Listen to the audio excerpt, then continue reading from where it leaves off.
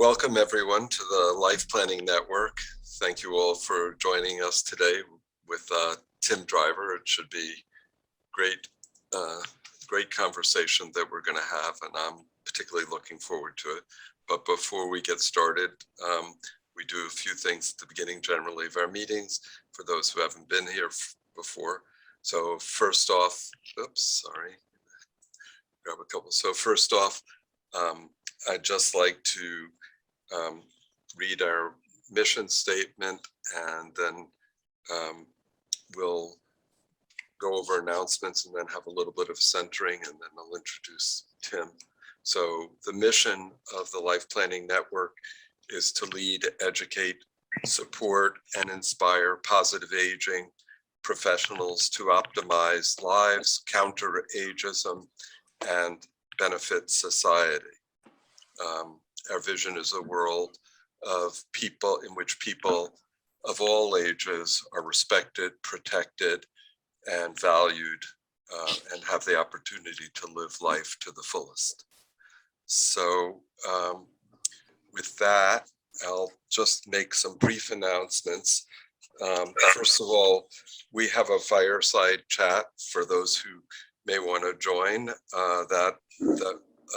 on Monday, the 29th of November. And Marnie McNamara, who's on this call, and Betsy Worley will be leading that. And fireside chats are opportunities to do a little networking and more intimate conversation than we get to do in our virtual meetings, a chance to get to know each other and discuss issues that may be of importance to everybody. So that's on Monday. On December 16th, we'll have our holiday party, and the board, hey Michael K, glad you could join us. On the 16th, we'll have our holiday gathering, which we'll have a chance to chat, but we've got something planned. Just to give you a little hint of what it is, we're going to have a meme-a-thon. So we'll explain what we're hoping for, but that's just a little teaser. Thank you, Erin. And January 10th, we're going to have another recruit-a-thon. As you may have seen or know, we did a recruit-a-thon about a week and a half ago, 2 weeks ago, that was terrifically successful. We had a lot of fun at it, so hope you'll look at that and consider joining. We really did have a lot of fun. In fact, the people who were on it asked that we extend it to 90 minutes from 60. So we're excited to do that again. The newsletter deadline will be December 24th. It will come out on the 1st or right after the 2nd. So if you have anything that you want in the newsletter, please get it in before the 24th, which will be the hard deadline for that. You can start sending around the mid-month. And that's really, other than saying, if I don't get the chance at the end to wish you all a happy Thanksgiving on behalf of Life Planning Network, to wish you all a happy Thanksgiving. So with that, I'm going to let Barbara Abramowitz center us a little before we introduce Tim. Unless actually, I should do this first, I'm sorry. If we could do a quick round robin of everyone who's a guest or a new member, if you give a quick, like 15 seconds of who you are and where you are, and that'd be great, just so we can place you in our orbit. So let's start with Norma Murata is a new member. Hi, everybody, and thank you, Erin, for inviting me, and to those of you who have reached out. I am the Community Outreach Associate for Oakley Home Access. We're an OT-owned home modification and adaptive equipment company. And Tim, I used 2 of your articles as source material for a paper I wrote about 3 weeks ago in my gerontology class. I'm getting my master's at UMass Boston. Great. Wonderful. Yeah. So I'll tell you what my grade is when I get it. But it was very helpful. I met you at Kate Granigan's food truck Of thing course, I remember. back Yeah. in the summer with Beth and Gail. So I was like, Yeah. oh, I know who knows this. I was talking about the changing face of retirement, and who's the man? Tim Driver. Over to you. Great. Peg Doyle is, where you were once a member, correct, Peg? Correct me if I'm wrong. Yes, I was some years ago, and I'm happy to be back again, thanks to Barbara and her invitation. I am independently employed. I'm a wellness coach, and my focus is on lifelong wellness. So I'm all about healthy aging and lifelong wellness. So I'm happy to be here with like-minded people. Great. Thank you. Welcome, Peg. Glad to have you among us. Lisa, if you would give us another précis of what you said before, that'd be great. Hi, I'm Lisa Downs. I'm in Redmond, Washington, suburb of Seattle, and I am a independent career and retirement transition coach. So I work with people over age 40 to help them figure out what they want to do next with themselves, and if that's retirement, what their days will be like, and what they're going to do to stay healthy and engaged. And I know Larry through our Retirement Coaches Association. Hey, Larry. And yeah, so one way or the other, got an email about this group and decided to check it out. Great. Well, thank you for joining us today. Nikki Schultz. Hi, my name's Nikki Schultz. I'm the Executive Director of Little Brothers Friends of the Elderly in Boston. We're a nonprofit dedicated to relieving isolation and loneliness, and we do that through intergenerational programming.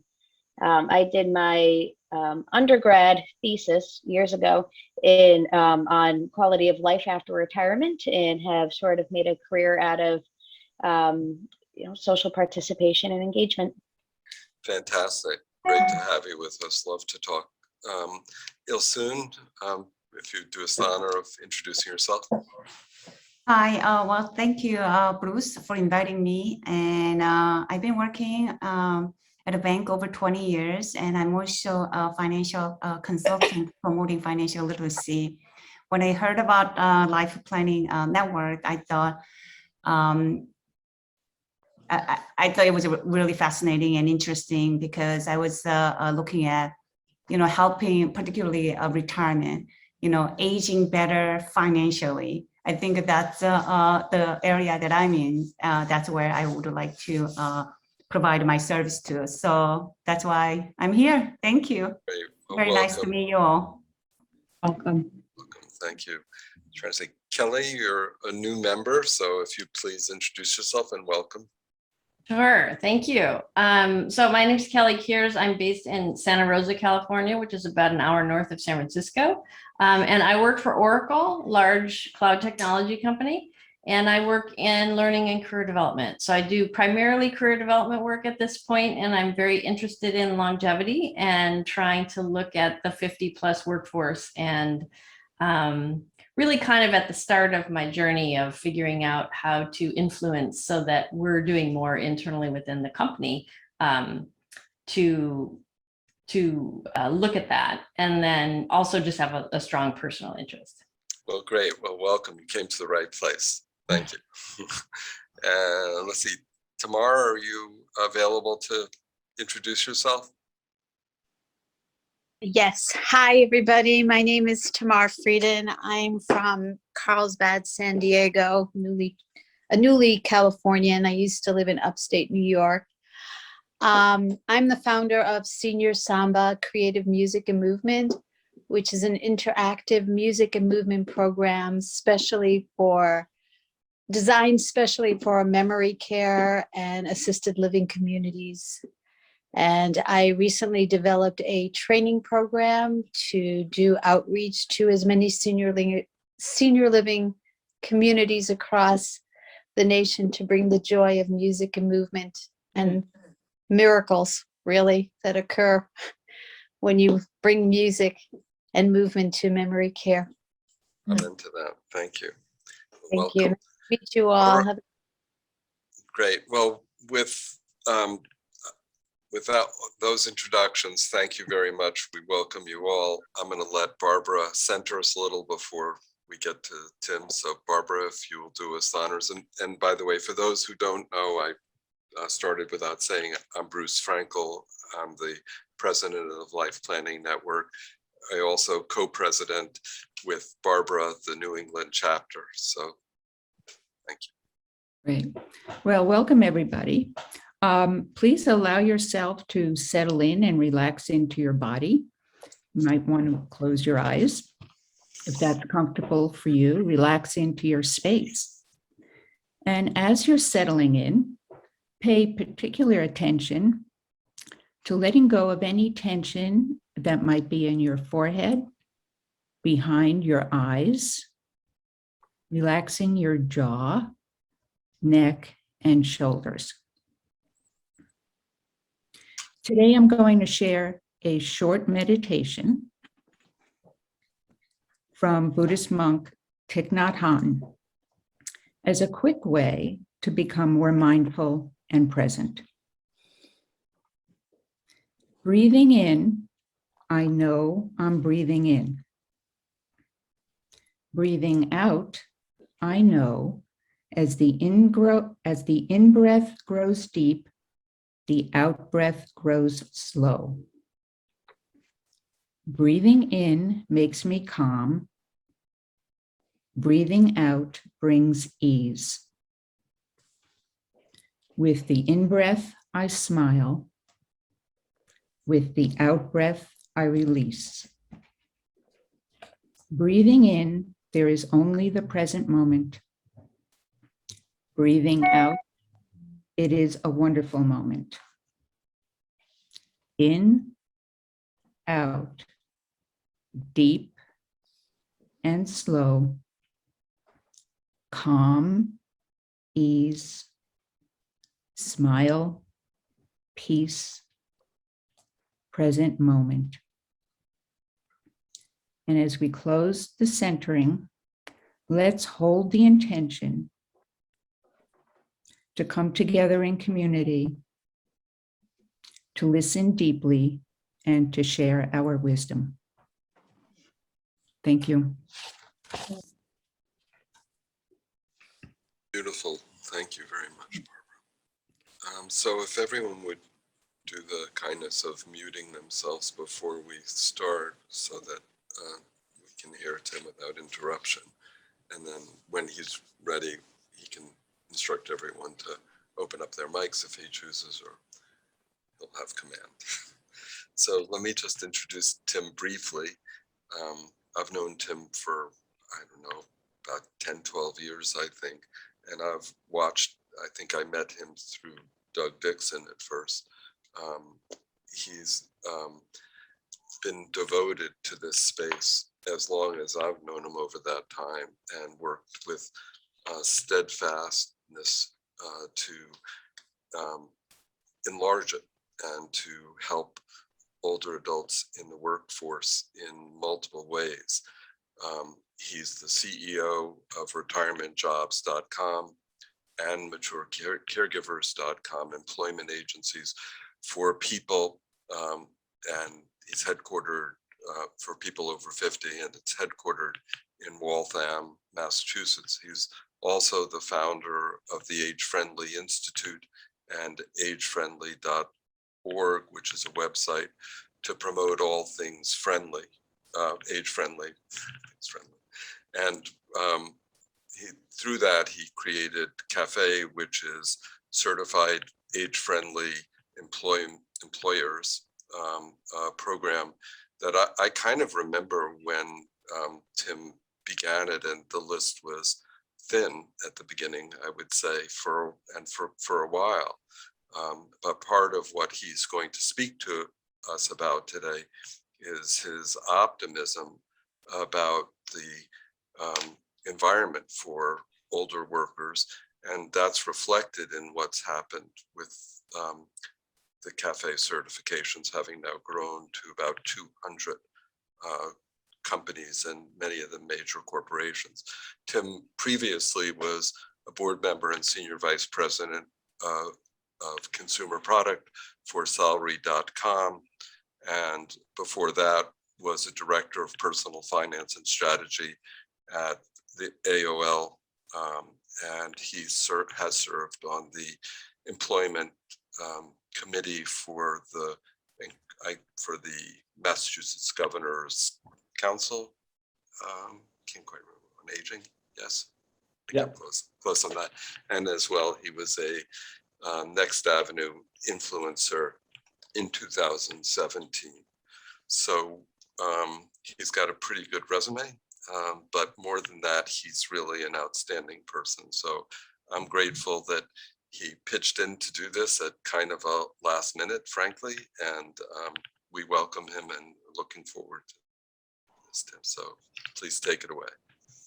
Gosh, Bruce, well, thank you very much. And thanks everybody for giving me the honor to speak to you for a few minutes. I thought I would speak for about 10 minutes and just give you a little bit of background and leave most of the discussion to exactly that, a discussion, because I think this is not, sometimes I speak to job seekers, and a number of you and I have worked together on that. And but this is more a sort of a discussion about how we can make all of this go faster and get better, because this is a topic I'm really passionate about. The reason I got into all of this was because many years ago, when I was working at AOL and running a group of channels, one of which was the careers channel, I thought there should be, at the time it was monster.com was the leader in the space for careers. And I thought someone should build a monster.com for people over the age of 50. I'd gotten to know monster.com very closely through a big business transaction I was working on. And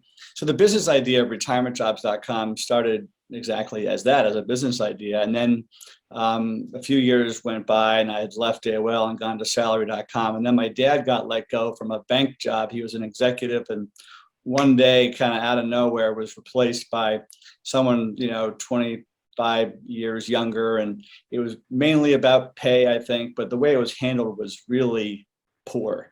And so it became not just a business idea, but a personal passion to get into this space. And originally I thought I would be, investing in a team to go build it. And at that point in time, I said, no, I actually want to go build this. And I couldn't be, I really have had an extraordinary just building passion over these years. And I'm even more thrilled now because this program is rising faster than it's ever risen. And I think that the next coming years, for a variety of reasons that we'll talk about, are there's reason for lots of optimism. Some of it is cyclical. We're in a tight labor market, and that's going to drive some of it. And the labor market won't be this way forever, but it'll go up and down as it always does. But part of it is not cyclical. And that's what I think is even more interesting to talk about. So I will put up one or two slides, and then I'm just going to take them down and talk, and then we can take questions. Because I want to just give you a little bit of context for where this, let's see, I guess I can't share at the moment, Bruce.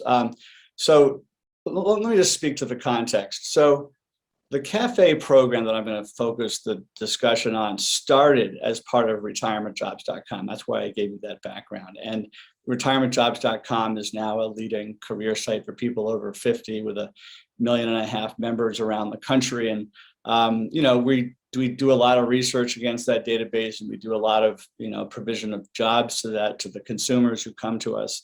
But the very, very first thing we did at retirementjobs.com was to create this program, the cafe program that I'm going to talk about. And the reason we did that was to essentially help job seekers over the age of 50 save some time and save some agony by first knocking on the doors of employers more likely to recruit them and welcome them than to shun them. And even to this day, it's the majority of employers that are not proactively recruiting and retaining people over 50. It's getting a little bit better, but it's still a tough road to hoe for many older job seekers. And those older job seekers, I think we all know, do feel as though age is an impediment in their job search. It shows itself in a variety of ways, but it's sort of the elephant in the workplace. The employers that have started to increase their attention around this have been doing it for a few different reasons. It's about they want to communicate to their current staff and their future staff that they have an organizational commitment to diversity at large, but also this particular type of diversity, age diversity. And it goes well beyond staff. It also goes to the customers in the organization and the investors in the organization, and pretty much, you know, a 360-degree view. And that is really exciting to see, because when we first started this, you know, our words, you know, were welcomed by the HR department, but oftentimes they didn't go much further than that. And it didn't, you know, sometimes it got to the PR department, but rarely did it get to the CFO or the CEO or the CMO. And that's where it's going today. And that's where I think this all gets much more exciting. So, so diversity is one of the main drivers in messaging, and these employers want to learn, because there are huge implications around what's going on with the changing workforce today. You know, if people are staying in the workforce longer and the labor force participation rate is going up, that's all really good. But it also has implications for the rest of the workforce. And so there's a lot of workforce planning implications that are important for these employers to learn about. And so they want to learn. They want to get in front of this. So it's about messaging and learning. It's also about lowering turnover rates. So most older job seekers are surprised when we tell them that, you know, they have a card that they can play, that, and most of them don't know it, but one of the cards they can play is that they have not only work experience and life experience, but they also have, just almost by virtue, but just by definition, the government data has always proven that an older job seeker stays on the job much longer, about 3 times longer. So a lot of these companies just know that, and that's why they have a strategy of going after older workers. A lot of these companies too, if they have older customers, they've reasoned out that they should have an older workforce to mirror that older customer base. And that, frankly, is one of the reasons why diversity hiring got started in the first place back in the 70s. You know, it was driven first by race and ethnicity, and then by gender. And it was really largely driven around that point that, you know, a workforce should mirror a customer base. So these are some of the drivers of the program. And then I think for some of you who have known this program for a while have already known this, but for those of you who don't know the background, the program's been welcomed not just by job seekers and employers, but also by policymakers. So at the very, very beginning of this program, we got a call from the head of the U.S. Senate Special Committee on Aging. And they invited me to go on the road with Senator Cole and do press conferences in front of the headquarters of employers that we had certified as being age-friendly, because Senator Cole at the time was working on something called the Older Worker Opportunity Act and had a big interest in this program and saw all of the reasons beyond what I've just said. And his reasons were quite different. His reasons were about the health of older Americans and the fact that they would be much healthier if they got engaged or re-engaged. He was also focused on the GDP, you know, the important productivity, you know, reasons for getting folks back into the workforce and off the couch, particularly those people who are involuntarily retired, which is a whole body of research that has gotten far too little attention and deserves much more attention. Those people who sort of lack the confidence because they were sort of shown the door in a way that was, you know, undignified and didn't feel so good.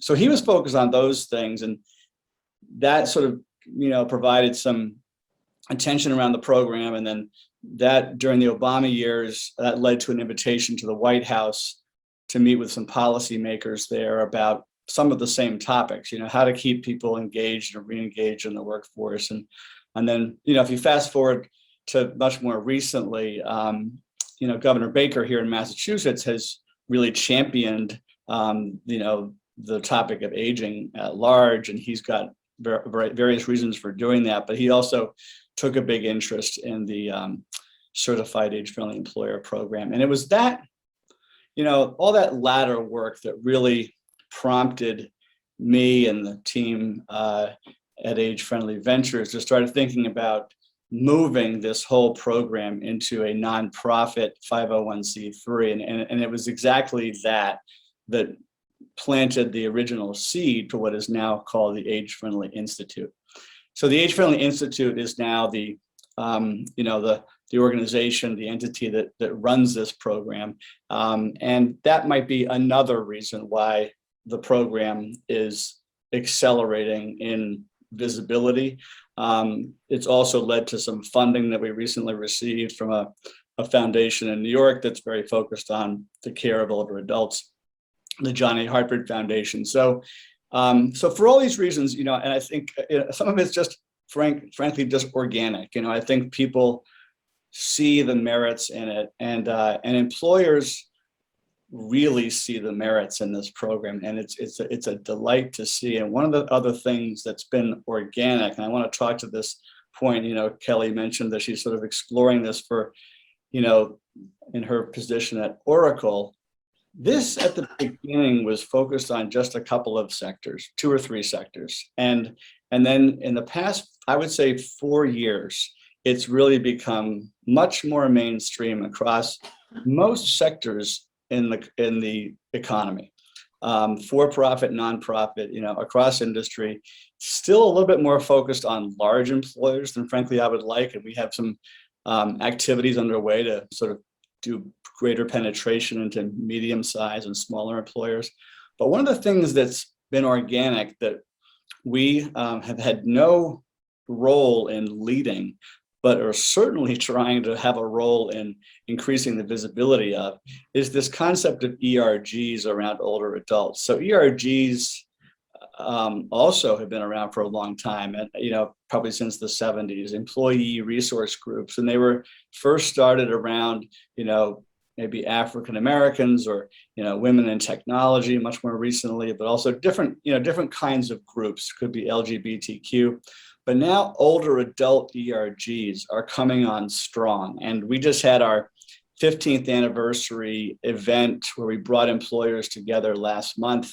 And one of the focus areas was on exactly this, ERGs. And ERGs are really popular, and they're really popular because they're really meaningful for the people who are in them.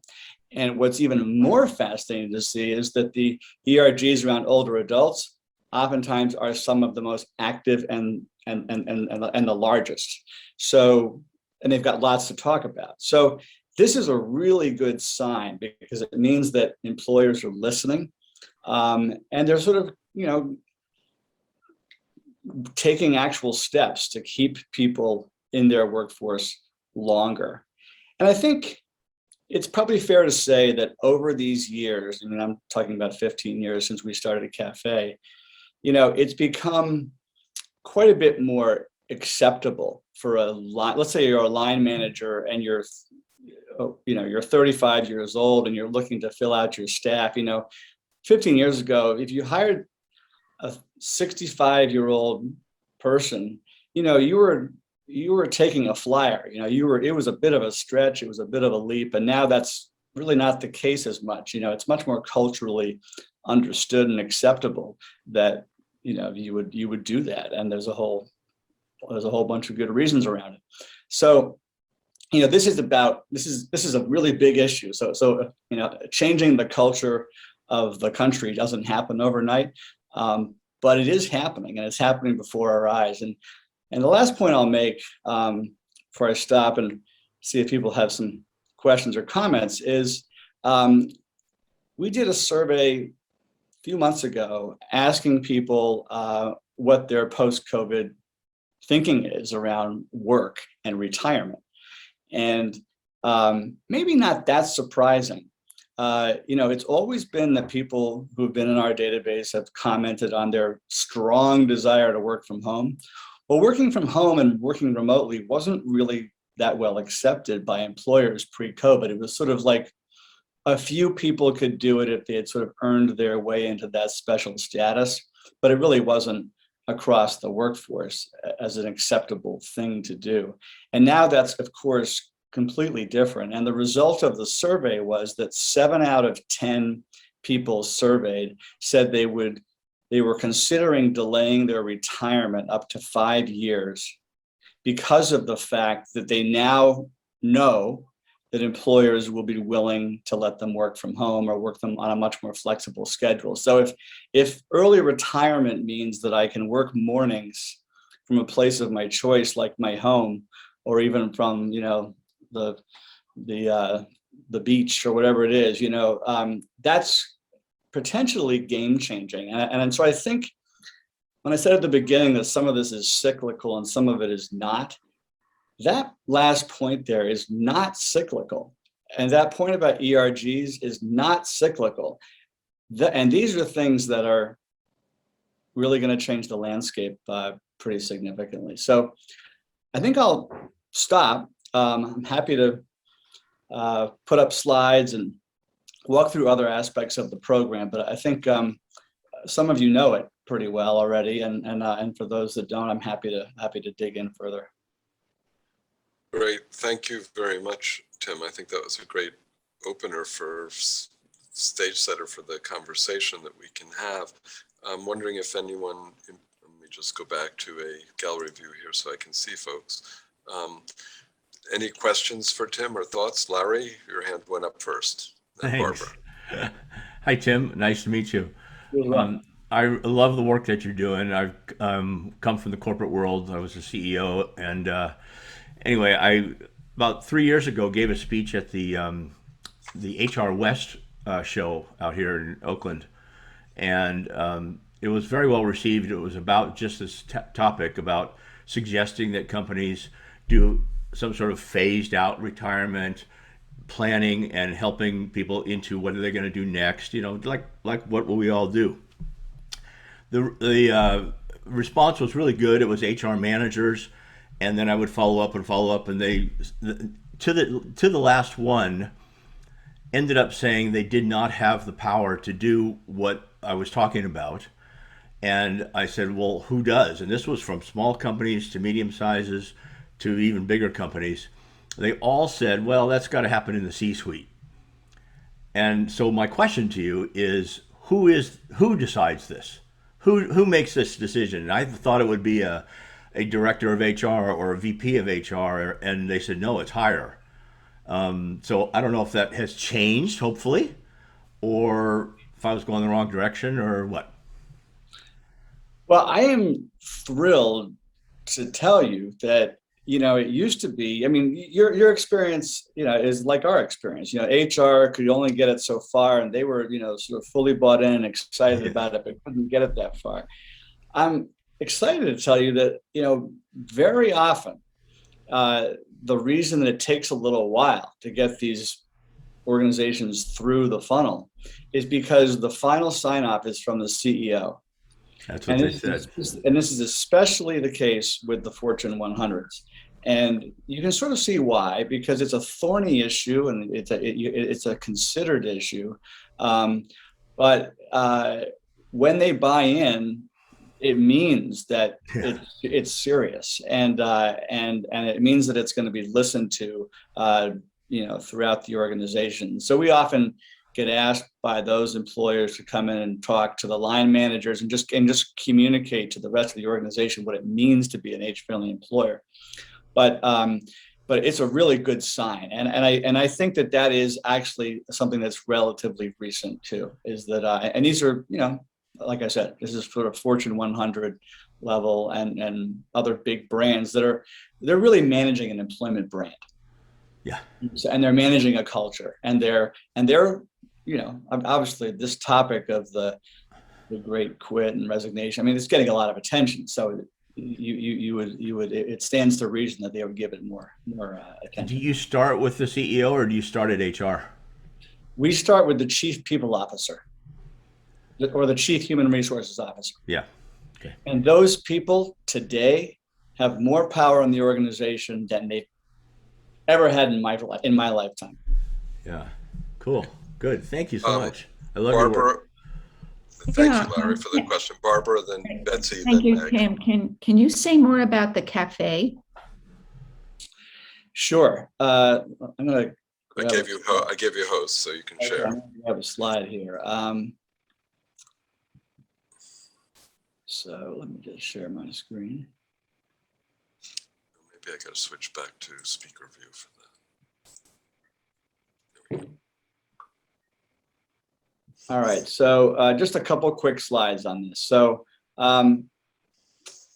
we sort of compare it to sort of JD Power. This is a certification program. When it started, our battery of questions was really long and really, really detailed.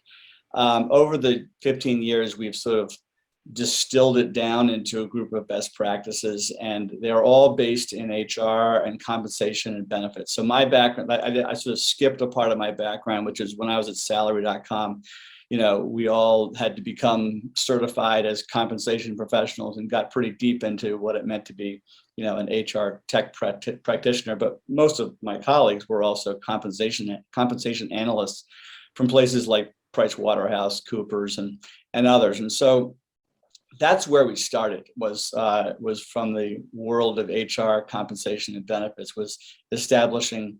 And we sort of said at the very beginning, what would Consumer Reports do if they were trying to really dig into this topic and create, the most in-depth, comprehensive program in the world? And what we've done, and what's kind of exciting, is over time, we've distilled it down, but we've kept it, constant enough that we've been asking employers, many of the same questions over a long period of time. So we have a lot of data that we've compiled on some of the trends, and that information can then be shared back into these organizations so that they can, just get much smarter than they could from anywhere else. And there is no other organization that's done this at the scale or the depth or the breadth that we have. So this is something that, we think has, lots of reasons to grow for those reasons too.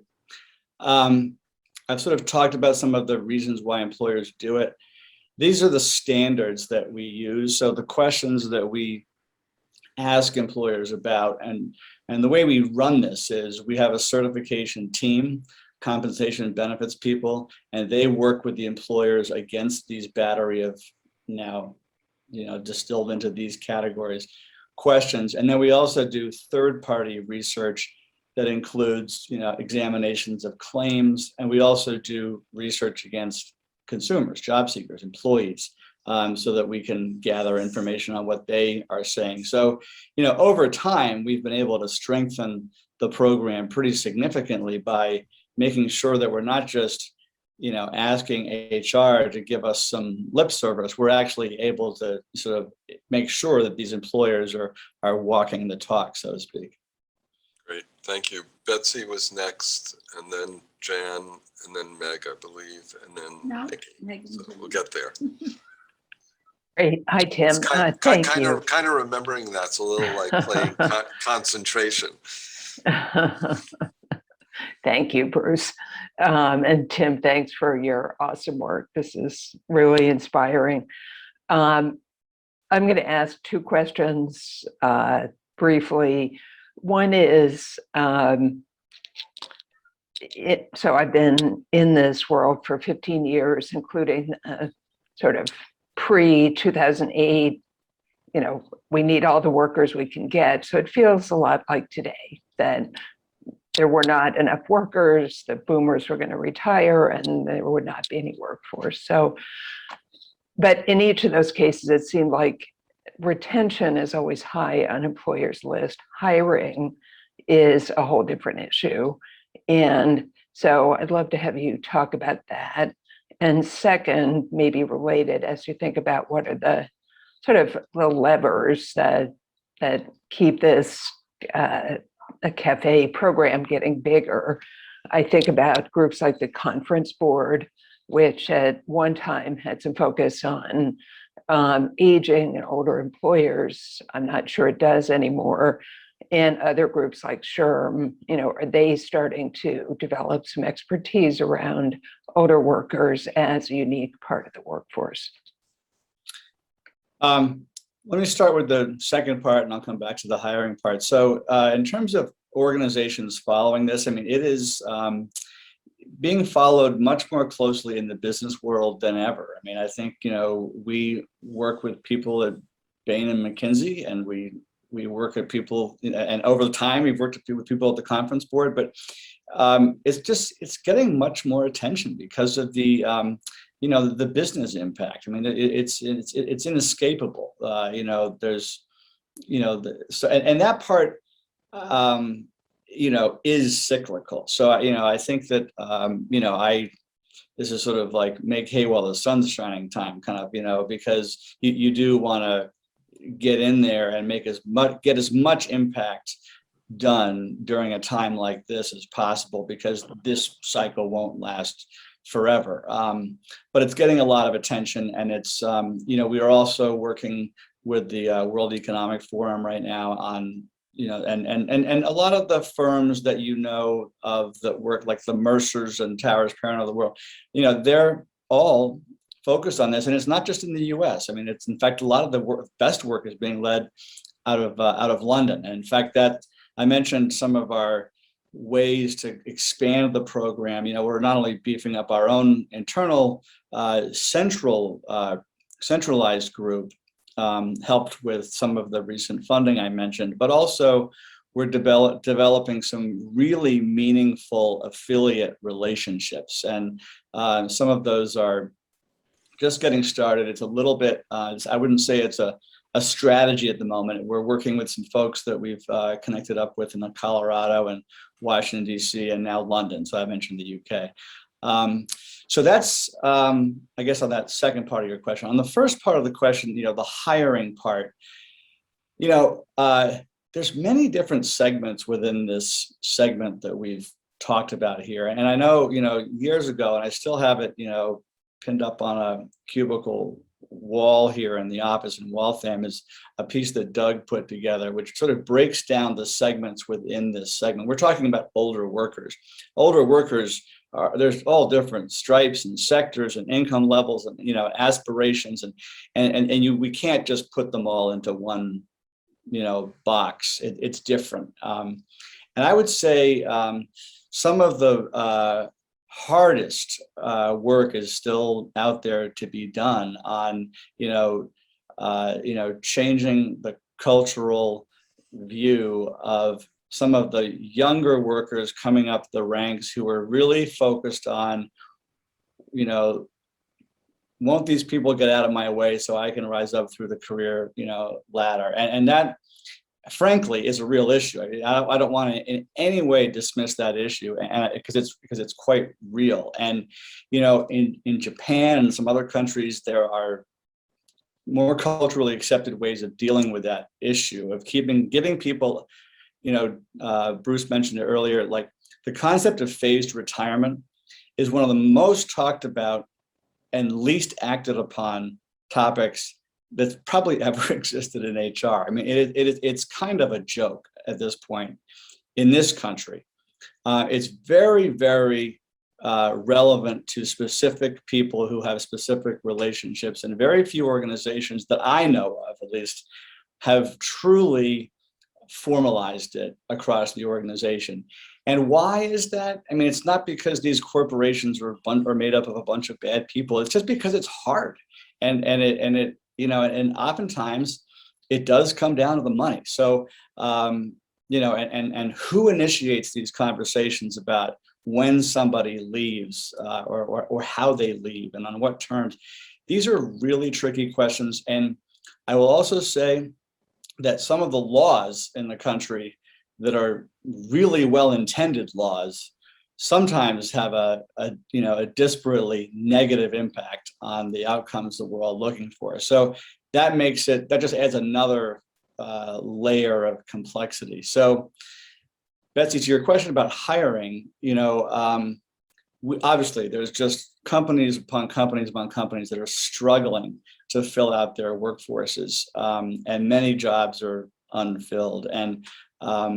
But you really have to go into each of these segments on their own to really understand each of the nuances. And some sectors are different from other sectors, and anyway, it's a longer answer to that question. I mean, there are lots of jobs out there. The question is, which jobs, and I think the most creative older job seekers they find their way oftentimes to what they're looking for, but it's because they've been creative, or maybe they had enough available resources to be creative. It's pretty hard for most people in the mass market to get to this destination, and I think that becomes that's our job will never end, frankly, because of that complexity, and so it's still a pretty daunting task. Great, thank you, Tim. I think it was Jan next, and then Meg, and then Nikki, and then who did I see had their hand up? Oh, Julie. Okay, so go ahead, Jan. Jan, you're muted.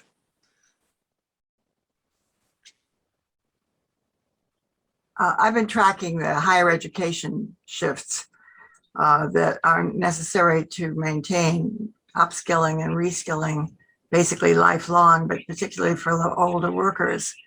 And I see, very positive things in relationship to virtual online learning availability, and also the growth of micro-credentials with digital portfolios, so you can go in and out. But I'm very curious to hear your perspective from the employer's perspective about how they are, how they're doing professional development these days. Are they expanding? Do you see them expanding support, for example, for going back to school for a while, or for taking courses that adapt to their new versions of their occupations? What is the employer doing in relationship to professional development, education for workers? Jan, I wish I had a great answer for you on that one. I don't have a lot of visibility into that, and I probably have personally done 150 conversations this year with very senior HR people in corporations across America, most of them large, and I haven't been hearing a lot about that topic, and I think note to self, I don't think I've been asking that much either, so I'm going to make a note. So thanks for asking the question. I don't have a great answer, I'm afraid, and I don't see a ton. Maybe others have seen more that they can comment on. Thanks, Tim. So Meg, you want to go ahead, and then Nikki, Yes, Julie. thank you, Tim. I have a couple, what I hope are quick questions. This is going back to a comment you made just a little while ago. It's about the complexities of the cultural shift and the issues of, get out of my way for the younger ones. And I'm just wondering if part of the evaluation criteria has to do with programs in place to support this kind of cultural, to make it easier for this cultural integration. And so that's the first question. And the second question is, are there figures out there, are people doing research on the impact on they must be, on the business outcomes of including the older workers and integrating them successfully? So I'll answer that second one first. One of the ones that one of the most specific ones that really caught my attention, and this was a few years ago. We were approached by one of the big box retailers, and it was one of their consultants. Actually, it was a gentleman from McKinsey who had been doing work on behalf of a big box retailer, and he had identified that he was exploring the connection between the tenure of a worker and the profitability of a store.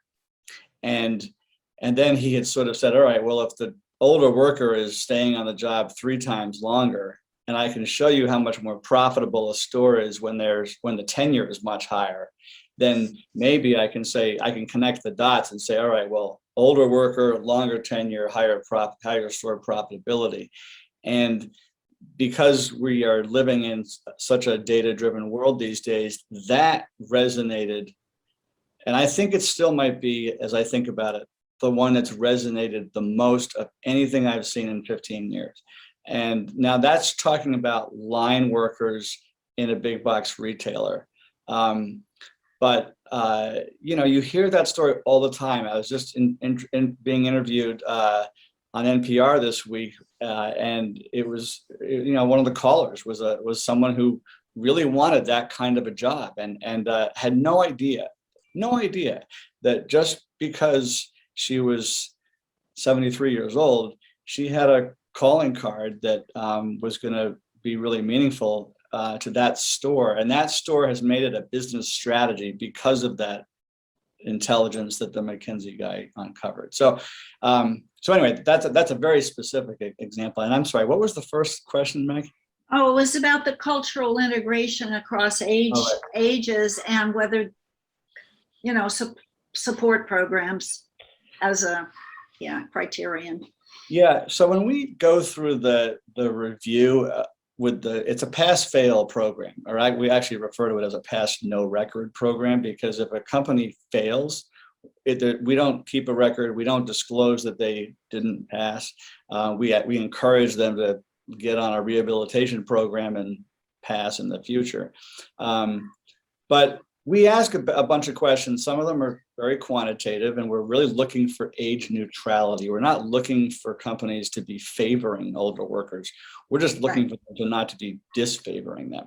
But then we also ask for some evidence of much more qualitative things, like you're getting at. Like, what's the evidence out there that you can show us that your values to be, equal to all your employees are in fact, manifesting themselves equally? And sometimes it's very simple stuff, like, does the recruitment advertising show, a lot of them have gotten smart on showing different races and genders and ethnicities, but not always age. And it's such an easy thing to fix. And oftentimes it's not out of malice that they've done it the way they've done it. It's just because they completely overlooked it. So if we see little things like that would show that the senior leadership truly is committed, then we like to see that, or we encourage them to do it if they don't.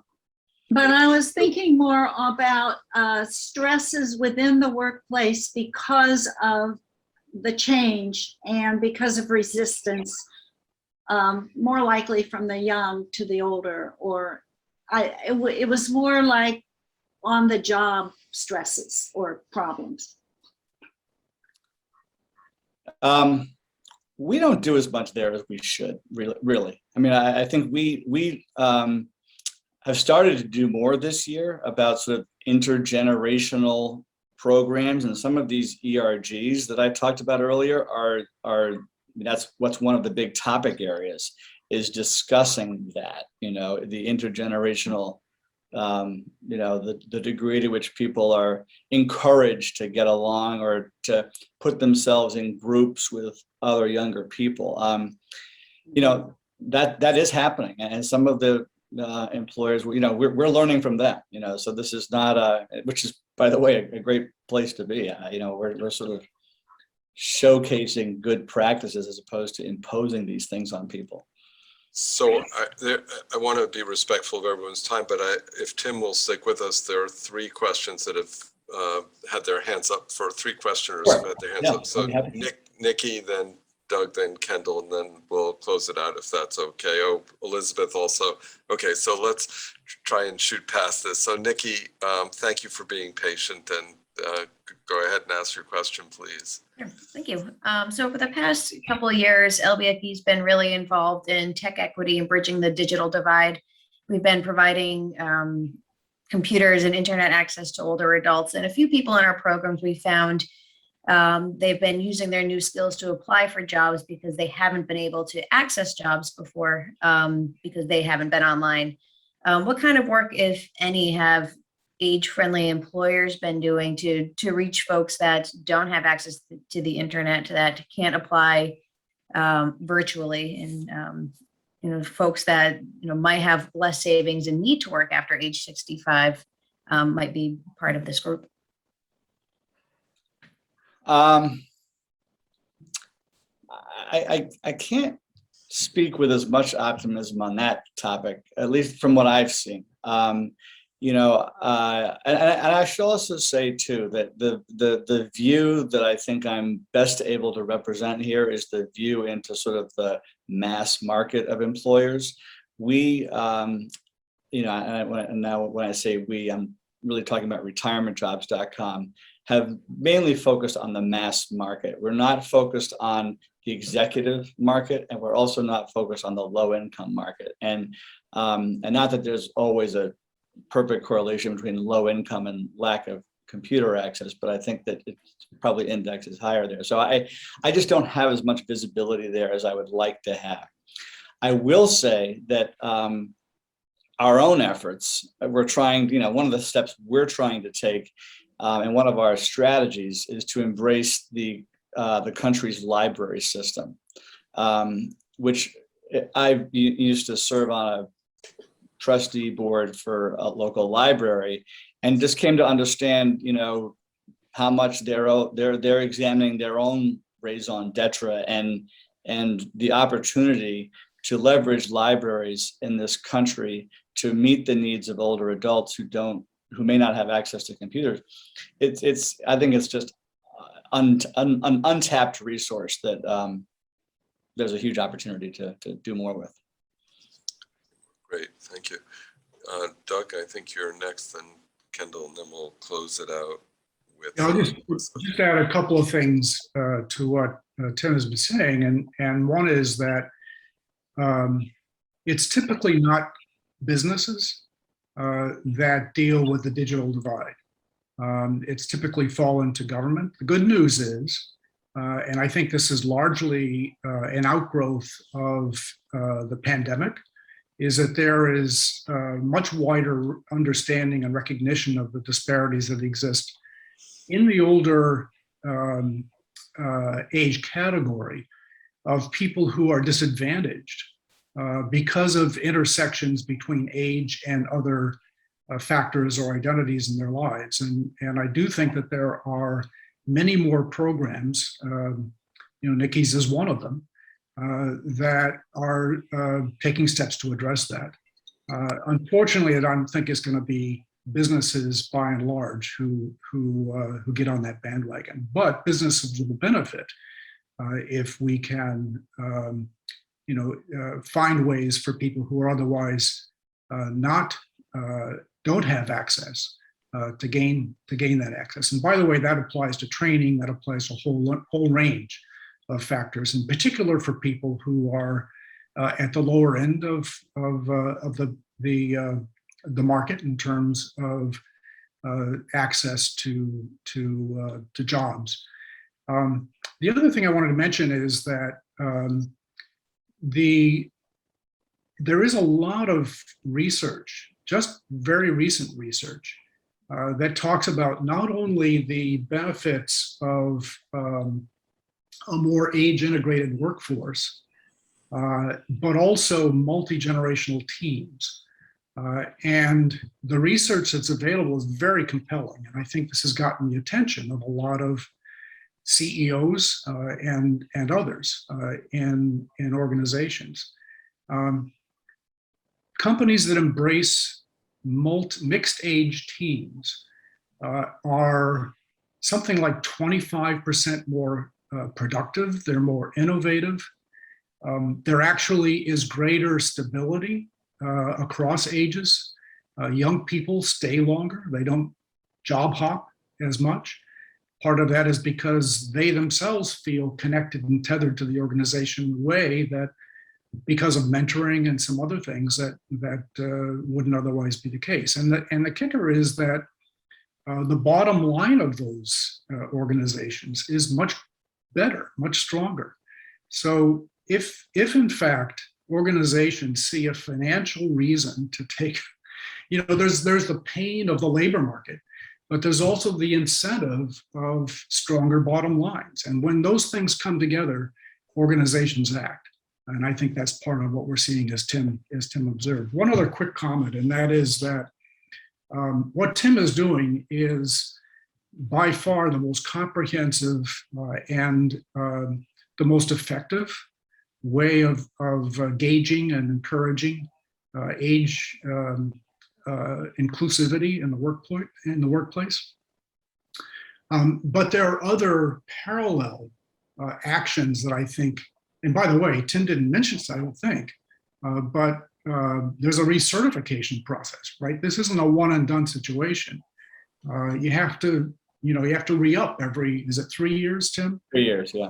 So, it's not like you can paste the certification on your website and walk away. You have to keep it up.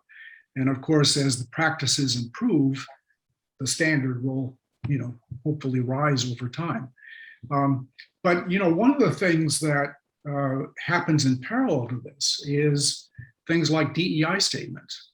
Less than 10% of organizations that have a formal DEI statement include age as on the list, and making progress on that front is a step in the direction of certification. Some of us know about the AARP pledge. It's not as rigorous as Tim's program, but it's a step in the direction of certification, and so on. So I think and Tim talked about brand management and some of the other things that are leading organizations to think more broadly about taking this step. But ultimately, I think it's the drivers, so to speak, of that Tim has noted that really has accumulated to the point that we're seeing the kind of opportunity for action. And I'll just leave it at that. Thank you very much, Doug. Kendall, you have a question, and then we'll close it out with Elizabeth. So thank you. Yes, I said you, Elizabeth. We'll close it out with you, but first, Kendall. Go ahead. Kendall, unmute yourself. I'm interested in what labor unions may be doing to help their members transition to retirement, and what support they may offer, particularly for maybe freelancers or people. Well, that's the basic question. Thank you for the question. I have been wondering that myself for a long time, and I think it's just untilled soil for us. I've wondered many times about that, and just haven't dug in there. And I invite you to help us. I mean, I think it's an area where they could be impactful, and I frankly just don't have good insight or research. Great. Elizabeth, so we'll close. You'll have to unmute yourself. So we'll close with one of our experts on work. Okay, I just wanted to say I was thrilled to hear Tim mention libraries, having been a library trustee and chair of the board of a large library for quite a long time. I think that they are a wonderful resource and often untapped, and there's a lot to do in that direction, Tim. So good that you're interested. And I wanted to actually follow on from what Doug just raised about multi-generational workforces and ask Tim whether, is that just a lot of talk? Because I'm hearing the term intergenerational a lot, but I wonder, is it a reality? I think so. I think that I am optimistic on this one. And by the way, I will say, just to go back to some of Doug's earlier points. I mean, Doug, has been indefatigable on these topics, and really has, extraordinary insight. And I defer to him on many of these points.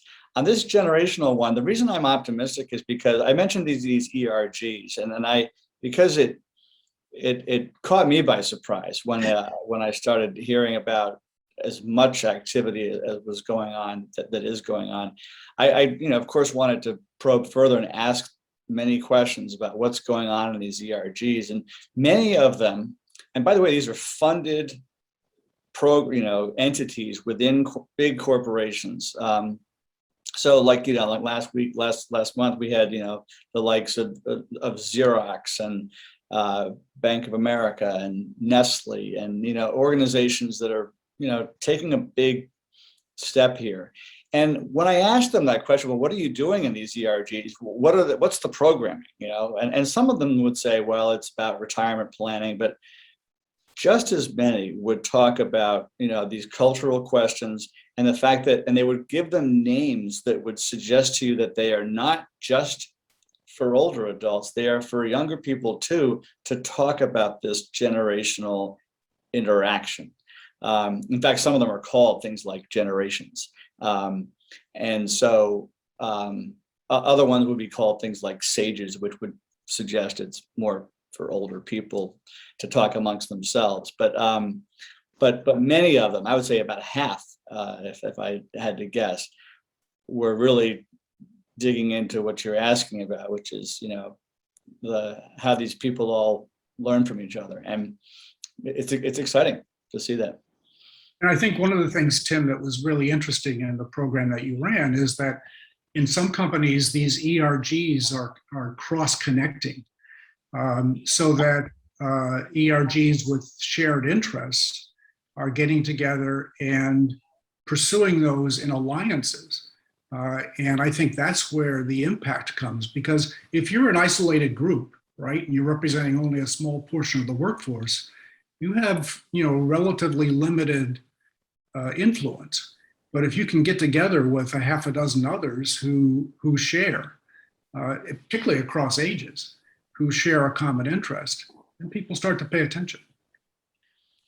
I always think, when you're trying to make big changes like cultural shifts and, like it's always, of course, a lot of years easier to ride the horse in the direction that's going. Like if things are organic, they're just going to go faster. They're going to be more successful.